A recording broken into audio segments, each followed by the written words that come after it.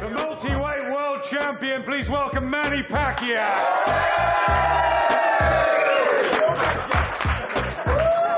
A boxing superstar has hit the capital. Manny Pacquiao is causing mayhem amongst the gyms here in London. Yes, and we've got a very exclusive ringside special.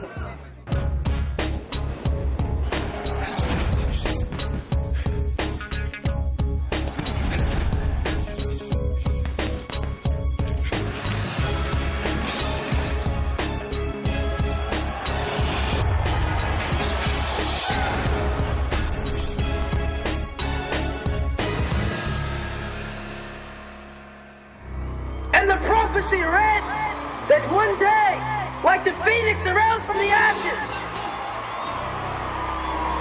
that a boy would be born unto a family in the slums. This boy would go on to use the knowledge he gained while fighting for survival in his streets to become a great leader. And in time, that boy would grow to become king! From Sarangani Province, Philippines, Manny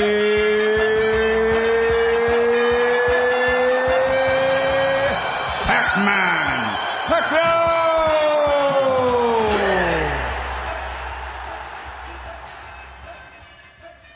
Well, the sport of boxing dishes up so many wonderful characters, so many great fighters, and here we are with a modern legend and a multi-weight champion, Manny Pacquiao. Fabulous to see you. How are things? Thank you. Thank you. You well? Nice to be here. Good. You enjoying London? Yeah, this is my third time. I gather you always wanted to come when it snowed around Christmas time and stuff like that. Unfortunately, we got a little bit of sun out. It's cold though. Yeah, it's cold, you know. I mean, I have to wear a jacket, double, 2 jackets. Is there still the hunger for the sport of boxing now in 2015 that there has been in the years past? Are there still big ambitions for you? Yes, in my heart, in my mind, I'm still hungry in boxing, and you know, like what I said, my journey is still continue. There's many fighters that struggle to stay motivated from humble beginnings to actually capturing what they want. I think somewhere I read you were like number 14 in the Forbes rich list for sportsmen, but from your humble beginnings, how do you keep that motivation going? To keep yourself motivated to your career is, you know, just love. You have to love, you know, think always that what you want to do. I mean, love your family and the love of the fans, the support of the country, and of course your desire to continue your dream to become like this, to become like a champion. It's 20 years this week since you turned professional. It's been a huge career. It's been a wonderful career. But take us back to the beginning and how you got involved in the sport of boxing as a kid. Way back when I was 12 years old, there's a boxing event in our place every Sunday, and of course with me and my friends, we don't have money, so we decided to, you know, why we put our name there and we fight, and then when you win, you have money. Even you lose, you have money, because when you lose, still you have money. So okay, that's good, just for fun. And when I keep winning, I mean, keep fighting, keep winning, then that's the time that we realized, oh, you can be a boxer. We can be a boxer.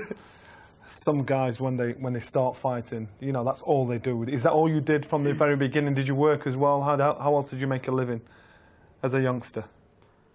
My story is really can inspire people, because we start from nothing into something. I mean, we don't have nothing. Sometimes we don't have food to eat. That's why we put our name to, you know, to fight in boxing. Sometimes we don't have food to eat and just water to survive in a day. And also, of course, not only me but my family, like that. in my young age, I have to work to earn money to buy food. So that's... Were you good at it right from the beginning? No. I'm really bad. You really had to work at it?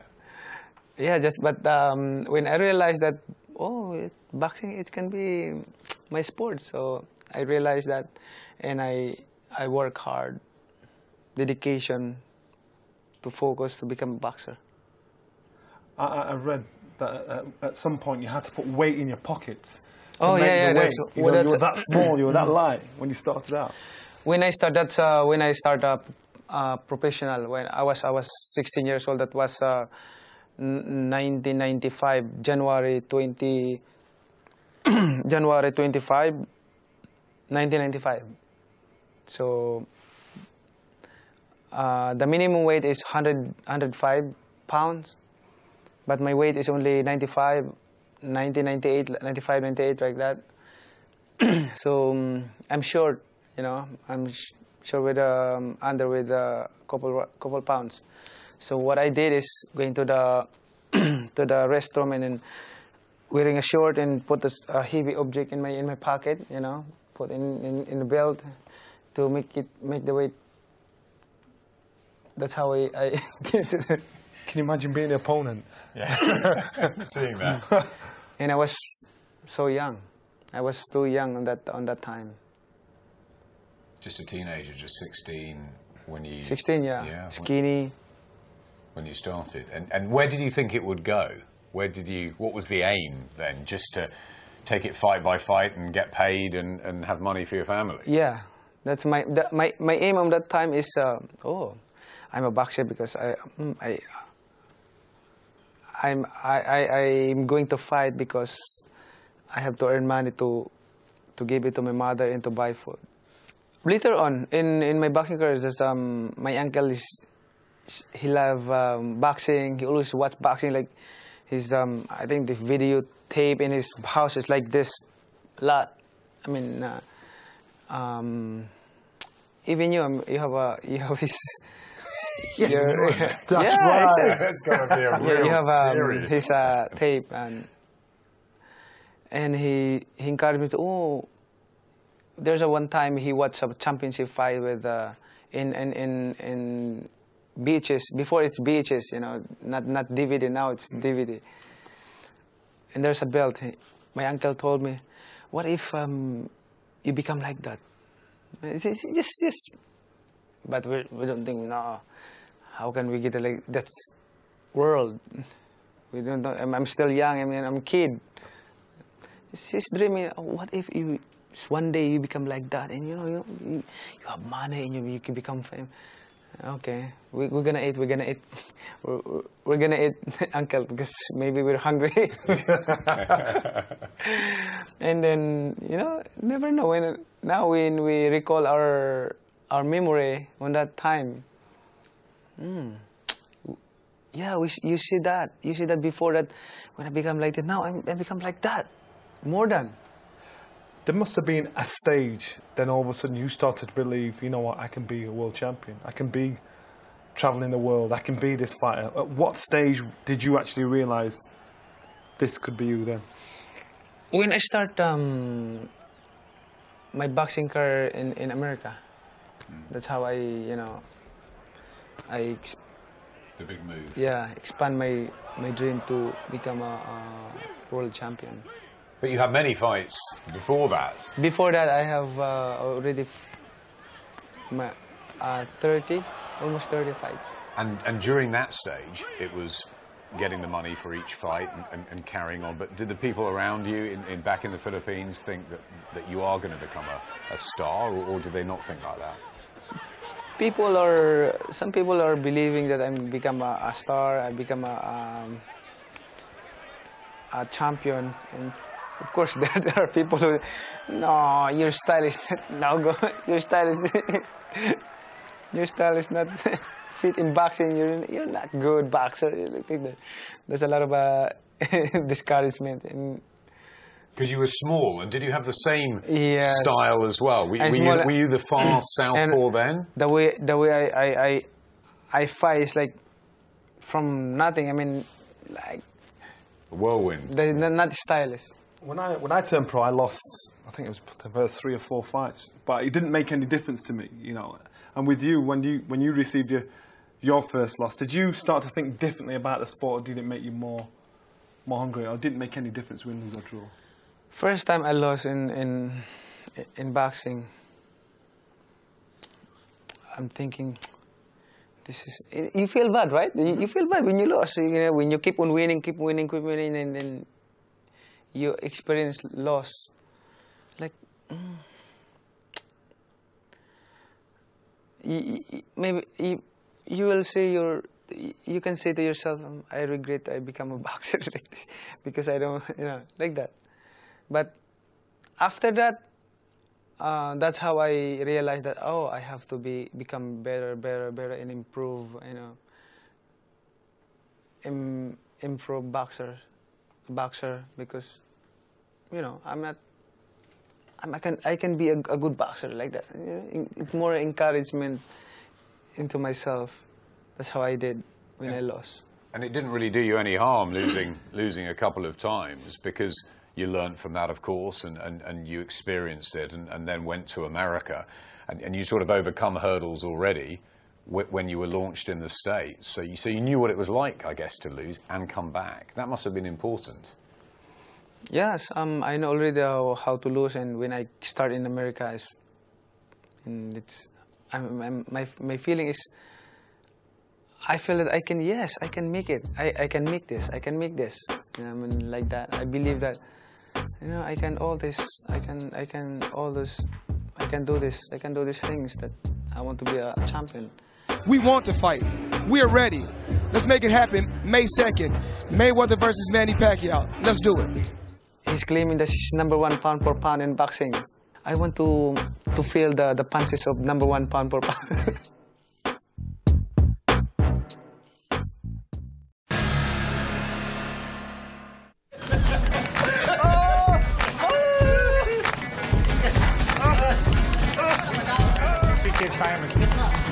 I'm sorry. You can't say nothing to people.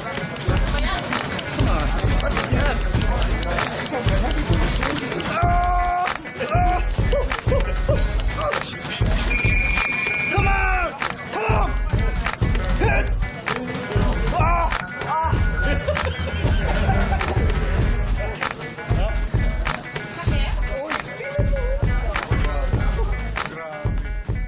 You must have been amazed at sort of how you started climbing the weights. Was that always the ambition to sort of move up and up? Yeah, I don't have plan to do that, because only my weight is very low than, you know, fighting a higher weight. On that time, I after the fight with what do you call this? David Diaz. Yeah, that's 135 pounds. So 135 pounds. So after that fight, we just, you know, we have conversation with my promoter Bob and Michael Coons and with the group, and then we're just joking about to fight De La Hoya. We're just joking about. I wasn't serious. It wasn't serious when you saying about. It wasn't serious. It wasn't serious. We're just joking. Oh, how about fighting De La Hoya in a computer, in a computer game, in the games, because we're talking about the video games. So how about fighting De La Hoya? Oh, in a video game. But we start our conversation, and then they ask me, in reality, will you fight De La Hoya? I said, yeah. I will fight him. You're 135 pounds and he's 147 pounds. How can you fight? No, I don't care. I said, I don't care. I can fight. And that's the moment that they're thinking. But nobody believed that I'm going to win the fight. No, a lot of people said you were crazy. Absolutely, you know. Yeah. Even in the Philippines, they, in Congress, they, I mean, that in their minds they have doubt. And at no point at all do you think this Oscar De La Hoya at 147 was able to handle you? But I believe myself that before the fight, I'm gonna win the fight. I'm a person that I don't think negative. I always think positive. If I think positive, I make it. De La Hoya's winding up big punches when he should be trying to find a better rhythm, and he's won. Good start from Pacquiao here. He's looking sharp. Maybe late on, the cumulative effect of fighting the bigger man will count again. Dazzling combination from Pacquiao. He's making De La Hoya look an old fighter in there at the moment. He's completely outboxing him. This is unbelievable. Shocking. Pacquiao is giving him a lesson here. Speed, combinations, head and body. De La Hoya's been hurt to the body in this fight as well. And he has to take another one. He looked a bit shaky there. De La Hoya, he could even be stopped, you know. Pacquiao pummels him again. Heavy shots. Tony Weeks is looking on very, very closely. Will they pull him out of the fight in that corner? They'll have to think about it because he looks an old man.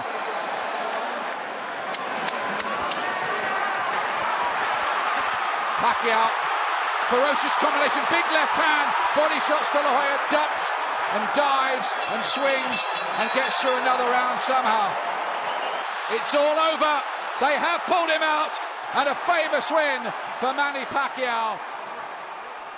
Your attitude as a fighter is very relaxed. It's very laid back. You walk into the ring, you're smiling. You want to engage with the fans. You're never rude to your opponent before, during, or after a fight. Is that very important for victory and for you? No, I know how to become to act like a professional. And you know what I mean? I respect everybody. You know, outside or inside the ring, I respect everybody. That's how I treat people. I don't care who you are, but I always respect people.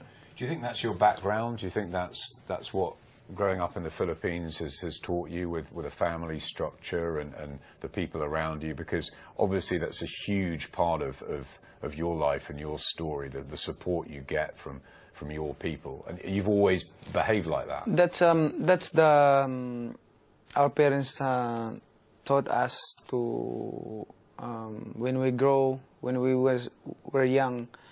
Our parents you know, guide us and taught us about how you communicate, how you treat others.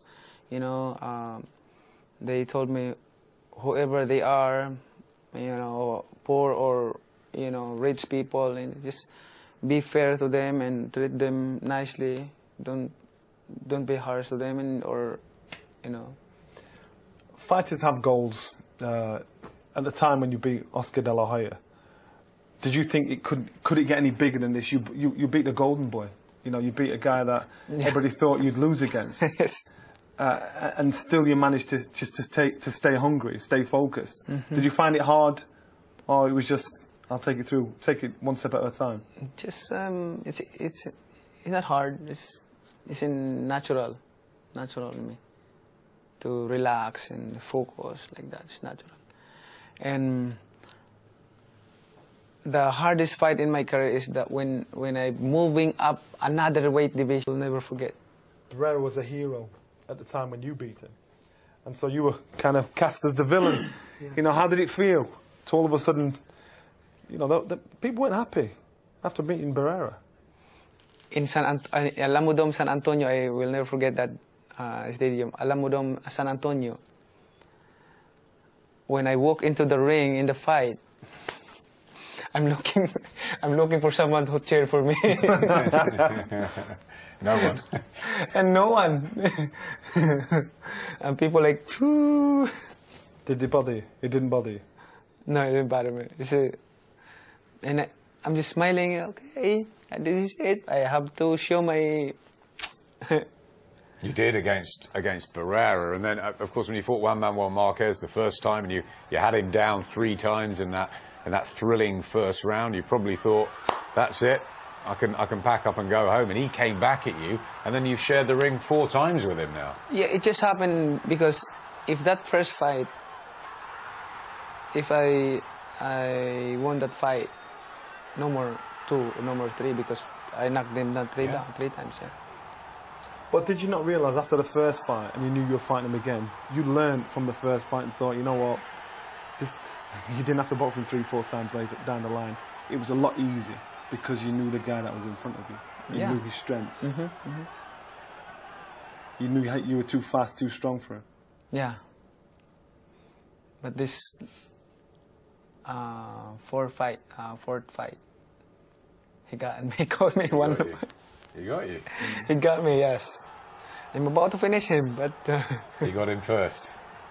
Did you see the fight? Yeah, I saw the fight. But for you, it didn't seem to dent your confidence, dent your pride. You know, when you got stopped, it didn't seem to make a difference. You seemed to still be, confident and focused and driven. Yeah. That's how... Did you think of walking away then? Did you think that might be the end, or you wanted to come back? And No, I never discouraged.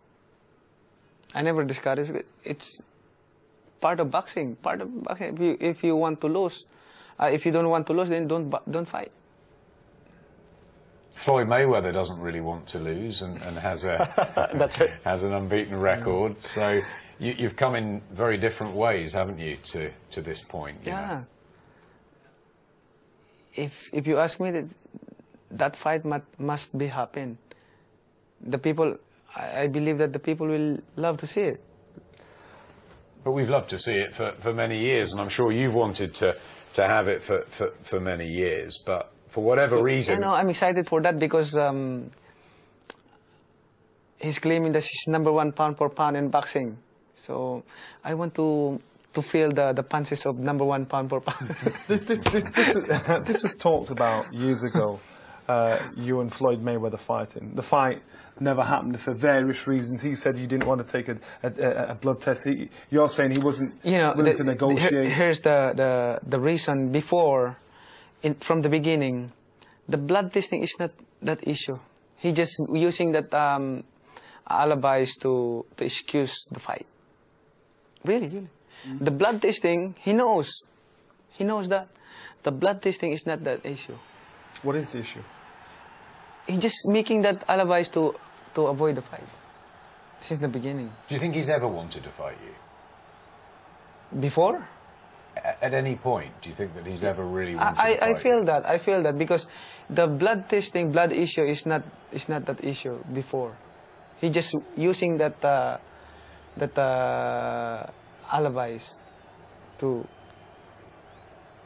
So why do you just say, okay, whatever you want, just let's do this? Yeah, I did. Give him no excuse. I did. Before, I don't want to talk back in the media. I don't like that. That's I'm a kind. But some people advising me, you have to say, you have to talk back and say, but not bad in bad ways, bad words, like that. Because I don't like, when people say and then I will answer and talk back, and I don't like that. So what I did is keep quiet, but later on, a lot of people advising me that you have to say something, but in a nice way. So that's what I did. Now I'm talking back, but it is good or not? Oh, it's good. In the last few weeks, it seems as though it's closer than it has been, because at least Mayweather's come out and said that he wants to fight you. But do you think it will happen? I think it will happen. I believe that it will happen. Now? Do you think, we've talked about it in the past, it didn't happen. We're talking about it now. Do you think this is the time? If it doesn't happen now, will it ever happen if it doesn't happen now? If this is not happen now, I don't think it will happen. So this is the time. So you're still hopeful that in May, on May the 2nd, May 2nd, yeah, May 2nd. It's if you ask me, the percentage is 80-20. Wow. That it will happen. And that's a lot stronger than it was the first time round. Yeah. So why now? Why now do you think he's decided, I'll fight Manny Pacquiao now? Does he think you've slowed down, you've gotten old overnight? No, I think he got pressured with because he has what he need to alibis reason. Before, blood testing and using blood testing, but it's not a problem. That's not really a problem. The reason, there's a problem. Now, Bob Arum, the promoter, and any reason like that, now no more. He cannot use an alibis anymore. The fans